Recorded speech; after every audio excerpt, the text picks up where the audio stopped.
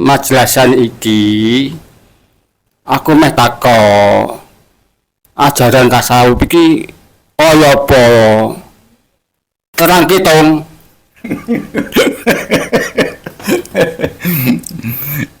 Pitakone sampean apik kuwi.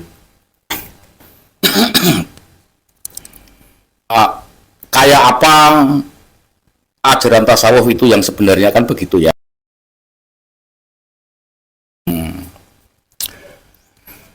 Aku akan mencoba memaparkan secara ringkas saja.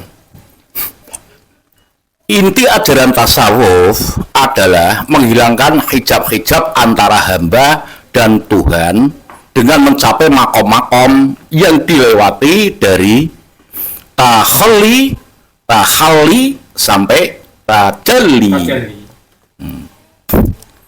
Lah tahalli adalah mengosongkan diri dari sifat-sifat tercela, misalnya dengan taubat, warok, dan zuhud.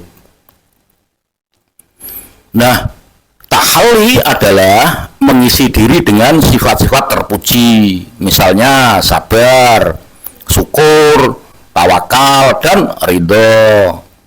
Sedangkan yang ketiga yaitu tajalli dan manifestasi terbukanya tabir hijab antara manusia dengan hak Allah Subhanahu wa Ta'ala.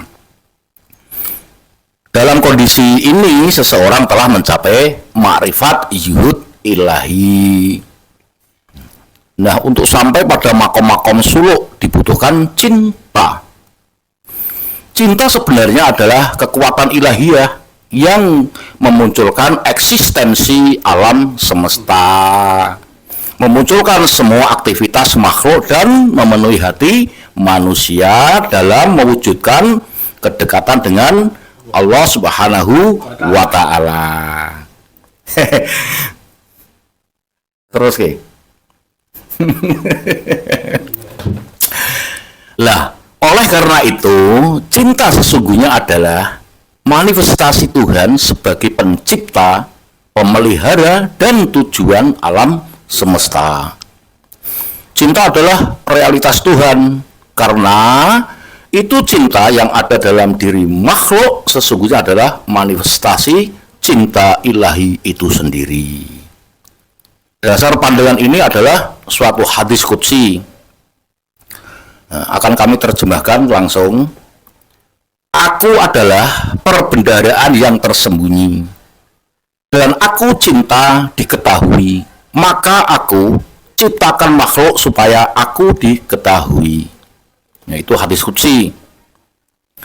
Nah, manusia harus menyadari akan tempat asal mulanya dari wujud tunggal itu.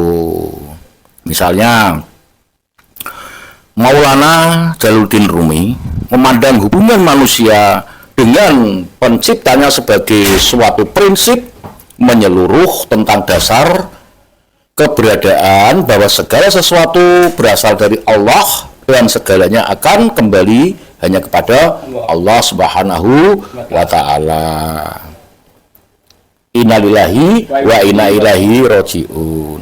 Sesungguhnya kita milik Allah dan kepadanya kita semua kembali. Akan tetapi kembali ini secara gerak cinta memiliki derajat yang berbeda dan tingkatan yang berbeda sampai kepada Ismul A'zam Allah. Manusia yang memiliki kecintaan sempurna pada Allah kemungkinan akan menjadi maldar nama teragung ini. Baginda Maulana Jalaluddin Rumi, rasa cinta akan menimbulkan kerinduan sangat yang akhirnya akan melahirkan sebuah ekspresi yang luar biasa dalam ketaatan dan kepatuhan. Nah, dalam ajarannya, hal ini diibaratkan dengan seruling bambu yang mampu melantunkan suara merdunya karena rasa rindu pada rumpun tempat asalnya. Salah satu bentuk tafsiran sufistik dalam hadis Hubul waton minal iman, artinya cinta tanah air bagian dari iman, bahwa yang dimaksud waton adalah tempat asal asli manusia, yakni Tuhan. Karena itu kecintaan pada Tuhan menjadi bagian mendasar dari keimanan. Gerak awal menyempurna masuk dalam wilayah ilahi, yaitu menjadi mukmin, dan dari sinilah bisa mencapai puncak tauhid, yakni fana dan wusul pada hak Allah Subhanahu wa Ta'ala. Ciri-cirine kaya apa? Maksudnya apa? Wong sing tasawuf ki mau. Oh, ciri-ciri wonge. Ciri-ciri yang kayak apa? Orang-orang yang telah mencapai makom tasawuf kan gitu ya. Ya. Ya, orang-orang yang tasawuf atau orang-orang sufi itu tentunya orangnya baik dan bijak. Orang-orang itu artinya telah menggapai ya, kemukminan. Jadi ada tanda-tandanya, ada 5 tanda. Ono. Ya, itu pertama, wajhu mumbasar, wajah yang senantiasa menggembirakan. Dia memiliki penampilan diri yang menyenangkan bila dipandang, murah senyum, hangat percakapan, dan kehadirannya senantiasa dirindukan. 2. Lisanun na'imah, tutur bahasa yang indah. Dia memiliki bahasa yang indah meskipun sederhana, mudah dipahami, dan tidak membuat orang tersinggung. 3. Kolbu rohmah, hati yang menyenangkan. Hati adalah cerminan sikap pribadi seseorang. Sikap dan perilakunya memberikan rahmat bagi sekitarnya. Kehadirannya memberi manfaat. Kata-kata yang terucap berfaedah buat yang mendengarkannya. Dan yang keempat, sadrul muftihah, lapang dada. Jiwanya terbuka, jujur, berterus terang, dan bertoleransi. Arif menghadapi suasana gembira dan sedih. Bijaksana dalam mengambil keputusan. Dan yang terakhir, yadul muftihah, tangan yang senantiasa terbuka. Dia senang membantu siapa saja, bahkan tanpa perlu diminta pun dia akan peka untuk membantu. Nah, itu ciri-cirinya. Semoga kita senantiasa diberikan jiwa dan hati seperti para salafus soleh dan alim ulama. Jadikanlah yang indah itu budi, yang lembut itu hati, yang tipis itu benci, yang tebal itu iman, yang tajam itu akal, yang baik itu sifat, yang manis itu senyuman, yang rapat itu persaudaraan. Itulah ciri-cirinya atau ingin mengenal mereka, orang-orang yang telah mencapai peringkat sufi atau tasawuf. Jadikanlah yang menyenangkan. Karena sebagai makhluk sosial, kita akan selalu bertemu dan berteman dengan siapa saja. Dengan berteman dan bersosial, maka kita dapat mengenal satu sama lain dengan orang yang ada di sekitar kita. Menjadi orang tidak membosankan adalah impian setiap orang, karena menjadi seorang yang memiliki kepribadian yang tidak membosankan. Ciri paling mudah diamati dari orang yang gampang bergaul adalah luwes. Ya. Saya teringat hadis Nabi. Rasulullah Shallallahu Alaihi Wasallam bersabda, orang yang paling baik di antara kalian adalah orang yang diharapkan kebaikannya dan aman dari kejahatannya. Dan orang yang paling buruk di antara kalian adalah orang yang tidak diharapkan kebaikannya dan tidak aman dari kejahatannya. Dan itu tadi ringkasan atau uraian secara ringkas yang kami paparkan tentang inti tasawuf dan ciri-ciri orangnya. Oh gitu. Paham ya, Pak ya? Ya Pak. Kalau begitu kajian berikutnya kita juga akan mengkaji hal-hal yang lain lagi. Ya. Ya, dan kita sekarang ngopi-ngopi dulu. Ya. Iya, terima kasih. Saya juga mau bertanya ini, peringkat tasawuf itu apa ada zikir khusus, dan tasawuf itu apa ada kesamaan dengan thariqat? Coba terangkan secara singkat, Mbah Tung. Terima kasih. Ya. Pertama, tasawuf apakah ada persamaan dengan thariqat? Kalau dikatakan ada, ya ada. Dikatakan tidak, ya tidak. Tasawuf pun itu juga ada zikir-zikirnya. Begitu pula thariqat. Thariqat itu kental sekali dengan yang namanya zikir-zikir itu. Namun peringkatnya ini kan masih lebih tinggian tasawuf. Kalimat tasawuf dengan sufi itu sama. Sufi ya tasawuf, tasawuf ya sufi itu sama. Lah itu sebagai subjek, artinya manusianya. Manusia dikatakan manusia tasawuf atau manusia sufi. Kalau bentuk ilmunya namanya irfani atau mengetahui. Nah, apakah ada zikir khusus dalam tasawuf itu? Ya ada. Tetapi saya ingin menerangkan secara ringkas saja. Zikir dan cinta itu dibutuhkan, diperlukan, bahkan itu diutamakan dalam tasawuf. Zikir mengingatnya dengan berbagai bentuknya adalah kendaraan untuk menemuinya. Nyanya itu ya Gusti Allah itu. Ia menjadi nafas bagi seorang salik dalam kesehariannya, sehingga selalu tersambung dan mesra dengannya. Nanya tadi Allah itu loh ya.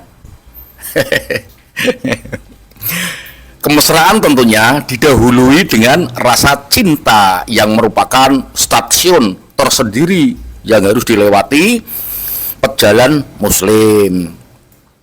Sehingga zikir sangat terkait dengan cinta. Tentu saja bukan hanya cinta kepadanya, namun juga cinta kepada sesama yang menjadi refleksi dari cintanya juga. Hal ini dikuatkan oleh penelitian mutakhir yang menemukan bahwa zikir dapat memproduksi hormon oksitoksin bagi pelakunya, yakni hormon yang dapat menimbulkan rasa cinta, mesra dan rindu. Maka tidak heran para guru sufi yang zikirnya sudah menggigit dan matang terlihat damai, kalem, berakhlak, robani, penuh cinta baik kepada sesama apalagi kepadanya, mencintai semuanya secara universal meskipun berbeda, apalagi yang sama, karena merasakan satu jiwa dalam genggamannya. Ketika cinta sudah menggigit, maka ekspresi pun penuh cinta meskipun terhadap yang berbeda dan bahkan yang membencinya. Karena sudah otomatis menjadi hukum semesta, jika cinta full, maka kebencian dan prasangka buruk tak ada sedikit pun. Sebagaimana matahari yang bersinar penuh, mendung sirna dengan sendirinya. Yang ada hanya damai dan bahagia. Dan meskipun misalnya damai dan bahagia belum konsisten, tetap berharap, berdoa, dan berprasangka baik kepadanya akan memberikan keadaan tersebut. Karena pikiran kita seperti magnet yang akan selalu menarik Jika yang difikirkan positif dan damai, maka jiwa pun akan damai. Begitu pula jika yang difikirkan negatif. Hal ini sesuai dengan firman-Nya dalam hadis qudsi, aku sesuai prasangka hambaku. Maka seorang salik yang sungguh-sungguh akan riyadhah, latihan dan berjuang untuk berpikir positif meskipun di hadapan yang tidak positif. Nah, semoga semua jiwa senantiasa berbahagia. Lah, di saat-saat misalnya waktu-waktu yang senggang, itu sesaat berhening, mari duduk bersimpuh, menghadap kiblat seraya berkontemplasi, menyimak suara dan perkataan batin. Renungkanlah bahwa seluruh kejamaan dan keberagaman ini turun dari Zat yang tunggal. Anggaplah bahwa seluruh perintah dan larangannya turun dari hatimu, dan patuhilah seluruhnya dalam bentuk perbuatan bila sanggup. Jika tidak, patuhilah dalam bentuk pikiran. Saksikanlah dengan akalmu bahwa kejamaan dan multiplisitas eksistensi dan aturan yang diturunkan tidak turun tanpa perantara cahaya kekasihnya Muhammad atau Nur Muhammad. Karena itu kirimlah salam dan sholawat kepadanya. Allahumma sholli ala Muhammad wa alihi. Jika kamu telah menjadi ahli makrifat, maka akan pengertian tentang wahdah ketunggalan tidak dengan perantara dalil dan argumen. Tutuplah mata lahir dan bukalah mata batin sehingga pandangan semakin jelas terhadap wahdah. Kemudian bukalah kembali mata lahir untuk menyaksikan kejamaan sebagai tajalli dan manifestasi dari ketunggalan. Wahdah adalah dari sisi zat, sementara kasroh dari sisi sifat-sifat dan nama-nama. Dia adalah yang awal sejauh terkait zat, dan dia adalah yang akhir sejauh terkait sifat-sifat. Dia adalah awal dan batin secara zat, karena itu dia ghaib dalam lautan ghaib. Dia adalah akhir dan lahir secara sifat-sifat dan tajalinya. Karena itu dia menampakkan dalam lautan cahaya manifestasi-manifestasi. Dia adalah awal dan akhir secara dohir dan batin. Lah, mungkin keterangan yang lebih luas itu membutuhkan waktu yang panjang. Nah, ini secara singkat saja untuk merangsang kajian yang berikutnya.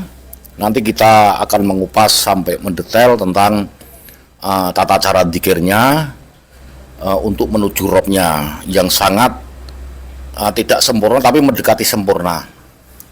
Karena kita selalu berusaha. Andai kata kita mau mengkaji, mengejar yang namanya ilmu, tidak ada habisnya. Itulah yang namanya kajian. Tidak ada yang misalnya melarang dalam kajian-kajian tersebut. Karena apa? Rasulullah Shallallahu Alaihi Wasallam telah bersabda, carilah ilmu walaupun ke negeri Cina, karena sesungguhnya mencari ilmu adalah wajib atas setiap muslim. Juga di kitab lain ada Rasulullah bersabda, mencari ilmu adalah wajib atas setiap muslim. Tidakkah sesungguhnya Allah Subhanahu wa taala menyukai pencari ilmu? Juga ada lagi, barang siapa yang tidak sabar atas kehinaan dalam mencari ilmu sesaat, maka akan tetap dalam kehinaan kebodohan selamanya. Dan masih banyak lagi hadis-hadis tentang bahwa manusia ini diwajibkan untuk mencari ilmu. Nah, insya Allah nanti kajian-kajian berikutnya kita kupas sampai mendetail. Nanti kalau sudah ini kan baru peringkat tasawuf ya atau sufi. Nanti kita sampai ke ma'rifatullah insya Allah. Dan sekiranya keterangan singkat tadi bukan keterangan untuk menunjukkan bahwa ini dzikirnya, ini caranya, bukan. Itu suatu referensi tadi yang saya uraikan tadi, dan semoga bisa dipahami. Ayo dilanjut. Terima kasih Mbak Tong atas penjelasannya. Matur suwun. Iya, lanjut ngopi lagi, Ya, Mbah. kopi sih, kopi.